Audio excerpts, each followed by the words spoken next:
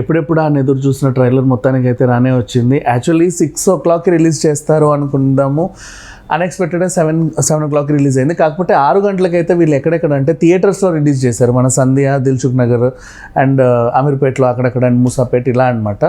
తర్వాత యూట్యూబ్లోకి 1 గంట క్రితం వచ్చింది. అండ్ ఆల్మోస్ట్ ఈ ట్రైలర్ చూసిన ప్రతి ఒక్కరికి కూడా కల్కి పైన అంచనాలు అయితే విపరీతంగా పెరిగాయని చెప్పొచ్చు. ట్రైలర్ గురించి మాట్లాడుకుందాం. మనతో పాటు రాహుల్ అయ్యర్ గారు ఉన్నారు. నమస్తే సార్. నమస్కారం అండి.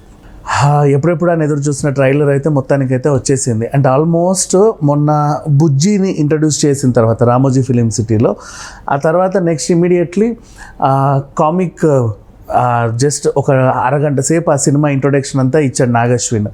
దీని తర్వాత ఇప్పుడు ట్రైలర్లో మనకు ఉన్న క్యారెక్టర్స్ అన్నీ కూడా రివీల్ అయిపోయాయి. మహా క్యారెక్టర్స్ అన్నీ కూడా. ఎలా అనిపించింది? ఎప్పటి నుంచో వెయిట్ చేస్తున్న ఈ ట్రైలర్ విజువల్ వండర్ అనొచ్చు. బికాజ్ ఇన్క్రెడిబుల్గా ఉంది. ప్రతి ఒక్క టెక్నీషియన్ గురించి మన సినిమా రిలీజ్ అయిందా, June 27th రిలీజ్ అవుతుంది cinema. In theatres we are going to be witness to be visual wonder చూడడానికి. యూనో ఎప్పటి నుంచో మనం అనుకుంటుంటాం అనమాట, DC, మార్వెల్ ఇలాంటి వాళ్ళే ఇలాంటి సినిమాల్ని ఎక్కించగలరు. థార్ కానీ, ఐరన్ మ్యాన్ కానీ, there are the certain films where just because of budget మన దగ్గర అంటే 300 కోట్ల కంటే 1000 కోట్ల బడ్జెట్ పెట్టలేరు. విజన్ అనొచ్చు. ఇప్పుడు ఇది తీసింది కూడా 600 crores ఏనండి. ఇట్స్ ఎ విజన్ ఉంటే మనం తీయచ్చు. నాగశ్విన్ విజన్ అక్కడ కనిపించింది. ప్రభాస్ని ఒక సూపర్ హీరోని చేయాలనుకున్నాడు. He's like a super hero. Cinema starting మనం ట్రైలర్ స్టార్టింగ్ చూస్తే ప్రపంచంలో ఇది మొదటి నగరం, ప్రపంచంలో ఇది చివరి నగరం కాశీ. వరల్డ్లో చివరి నగరం కాశీ. అంటే ప్రపంచం అంతరించేసాక మిగిలిపోయే నగరం కాశీ. ఎందుకంటే కాశీ అనేది మహాశ్మశానం కాబట్టి. దాంతో స్టార్ట్ అవుతుంది. రాజేంద్ర ప్రసాద్ గారు పిల్లల్ని వేసుకొని వెళ్తుంటారు. వెళ్ళిన తర్వాత ఒక స్టేజ్కి వచ్చాక ఒక కమాండర్ ఉంటాడు, మన సస్వతా చటర్జీ. ఆ కమాండర్ దేవుడు లేడు, దెయ్యం లేదు, ఓన్లీ సుప్రీంసే పాస్ అవుతారని ఒక డైలాగ్తో స్టార్ట్ అవుతుంది. డైలాగ్ స్టార్ట్ అవ్వగానే అమితాబ్ బచ్చన్ ఎంట్రీకి ముందు ఇప్పుడు అవతరించడానికి ఒకటి కావాలి అనగానే అమితాబ్ బచ్చన్తో దీపికా పడుకొని మాట్లాడడం, ఒక ప్రాణంలో ప్రాణం అని చెప్పి అమితాబ్ బచ్చన్ చెప్తాడు. ఈ ప్రాణం దేవుని కాపాడుతుందని చెప్పి స్టార్ట్ అవుతుంది అన్నమాట.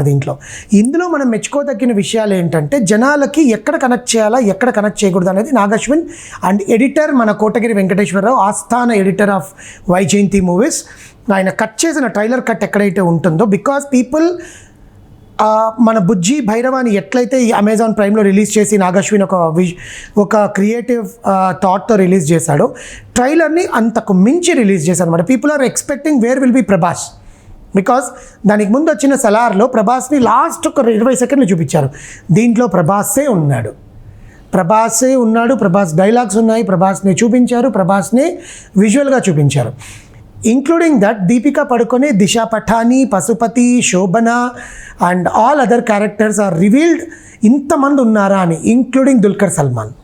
అండ్ వాట్ ఎవర్ మన కమల్ హాసన్ గారి క్యారెక్టర్ ఏదైతే ఉందో అది ఎలా అనిపించింది? అది ఎక్స్పెక్ట్ చేయలేదండి. క్లైమాక్స్లో ఆయన ఫేస్కి అంతా కూడా ఏదో ఒక ఏలియన్ టైప్లో వచ్చి ఇప్పుడు మొదలవుతుంది ఒక శకం అన్నట్టుగా ఒకటి డైలాగ్ చెప్తాడనమాట.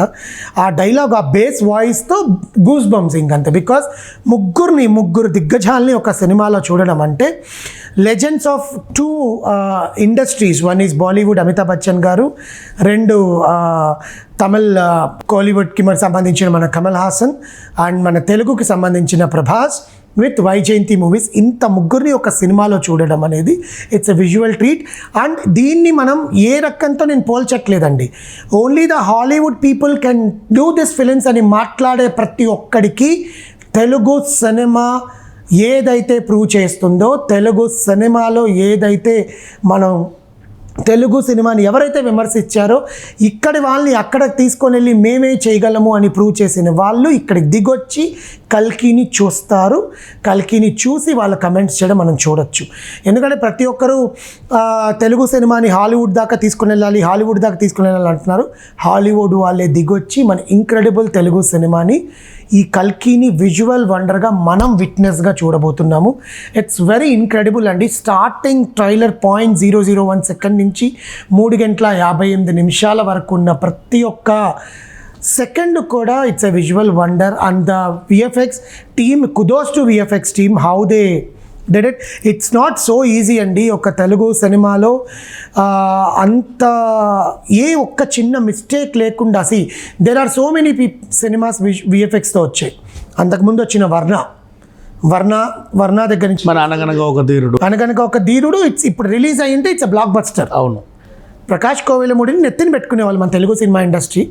బట్ నాగ్ అశ్విన్ కూడా అదే కోవలో వచ్చి అతని విజన్ కనిపిస్తుందండి. ఆ విజన్ ప్రభాస్ ఫేస్లో ఎప్పుడైనా ప్రభాస్ ఫేస్లో ఒక రకమైన ఆనందం అనేది మన సినిమాలో చూసామంటే సినిమా హిట్టే. When he was delivering his dialogue, when he was telling that ఆ అమ్మాయిని నేను తప్ప ఇంకెవరు తీసుకురాలేరు. నెక్స్ట్ దాంట్లో తను చెప్పే ఒక బేస్ వాయిస్తో డైలాగ్, మీరు నా ట్రాక్ రికార్డ్ చూసుకోవచ్చు, నేను ఎప్పుడు ఏ ఫైట్ ఆడినా అది గెలుస్తాను, నేను తప్ప ఇంకెవరు గెలవలేరు అన్నది. సో ఇట్ ఈస్ ఒక ప్రభాస్ ఫ్యాన్స్కనే కాదు, తెలుగు సినిమాని ఇష్టపడే ప్రతి ఒక్కరికి కూడా ఈ సినిమా ఒక విజువల్ ట్రీట్గా ఉంటుంది, విజువల్ వండర్గా ఉంటుంది. Please accept the movies what ever it is. Expectations పెట్టుకోకండి. ట్రైలర్ నచ్చింది కదా, సినిమాలో ఇంకా అంతకు మించి ఉండబోతుంది. ఎక్స్పెక్టేషన్స్ పెట్టుకొని బయటకు వచ్చి ఏవేవో రివ్యూలు రాసేసి ఏవేవో చెప్పేసి సినిమాని చూసే దృష్టికోణాన్ని పాడు చేయొద్దు. సినిమాని సినిమాలాగే చూడండి, సినిమాని ఆదరించండి. మనం ఎక్కడికో తీసుకొని వెళ్ళిపోయే స్థాయి ఈ సినిమాతో తెలుగు సినిమా ఇండస్ట్రీ 100 ఏళ్ల చరిత్రలో ఈ తెలుగు సినిమా ఇండస్ట్రీలో ఈ సినిమా నెంబర్ 1గా ఉండబోతోంది. అప్పుడు పాతాళ భైరవి ఎంత రికార్డ్స్ క్రియేట్ చేసిందో తెలుగు సినిమాకి అదొక దాన్ని ఏమంటారు, ఒక మైలురాయి అనుకుంటారు. దాని తర్వాత నాగ్ అశ్విన్ క్రియేట్ చేసే ఈ కల్కి 2898 AD Part 1 going to be visual wonder. ఇందులో చెప్పుకోదగ్గ విషయం ఏంటంటే ప్రతి ఒక్క ఆర్టిస్ట్ ఓన్ డబ్బింగ్, ఎటువంటి డబ్బింగ్ ఆర్టిస్ట్ని వాడలేదు. నాగ్ అశ్విన్ తీసుకున్న జాగ్రత్త అది.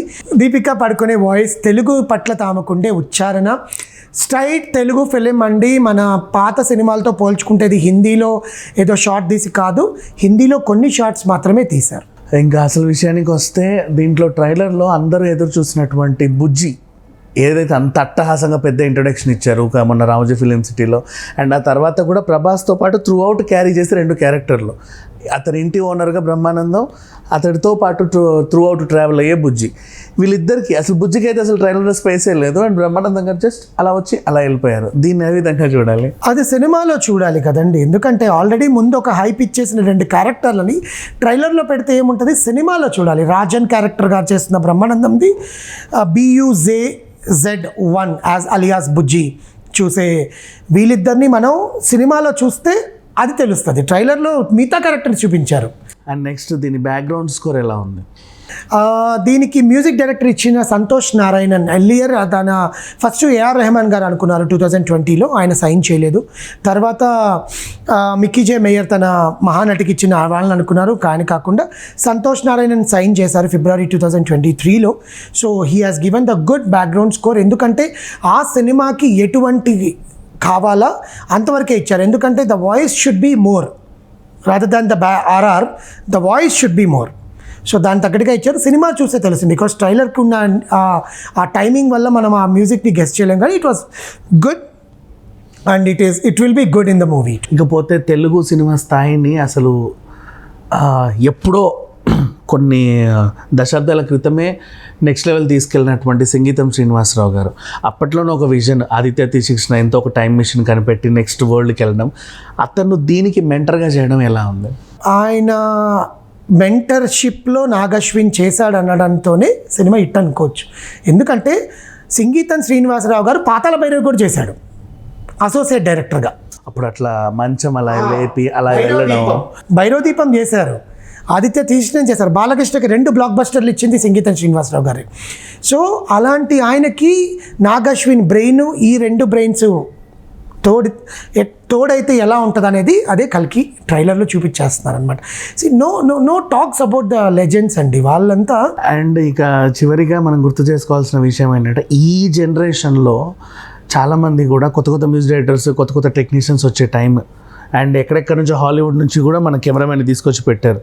ఈ జనరేషన్లో కోటగిరి వెంకటేశ్వరరావు గారు దీనికి ఎడిటింగ్ చేయడం ఏ విధంగా చూడొచ్చు? అది ఆయన ఆస్థాన ఎడిటర్ అండి వైజయంతి మూవీస్కి.